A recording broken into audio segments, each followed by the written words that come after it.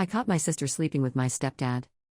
I'm shaking while typing this. My stepdad has been with my mum for about 12 years now. My dad isn't in the picture, so I see him as my father figure in a way. We used to have a very strong bond when I was younger, but it sort of broke over the years. I wouldn't say it's now strained or ever was, but we don't talk a lot anymore and just keep to ourselves. We get along and never really have disagreements, but just aren't as close. My sister, on the other hand, maintained that strong bond. I never really took any notice to it until recently, so here's where it gets weird.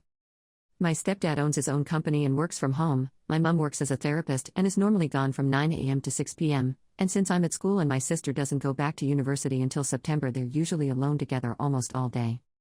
Anyways, it was a half day at school and I walk home because my house is only 5 minutes away. When I got home, I heard some weird sounds coming from my parents' room.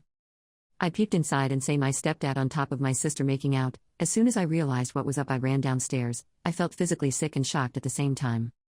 I sat in the garden for what felt like hours thinking about what to do when finally my stepdad came downstairs. When he saw me, he turned pale and asked why I wasn't at school. I froze and told him school ended early and I had just gotten home. He looked relieved and walked back upstairs. I've been thinking about this all day and don't know whether to tell my mum or not. She really loves him and I don't know how she'd react if she found out. What do I do? I ended up telling mum in private and she got into a huge fight with my stepdad, and he's now left and won't respond to our calls or messages. My sister did end up admitting that he abused her from a young age and that she had a weird sensual emotional attachment to him. My mom sees a lot of cases like this, normally from the point of view of someone like my sister. Thank you for all the ideas.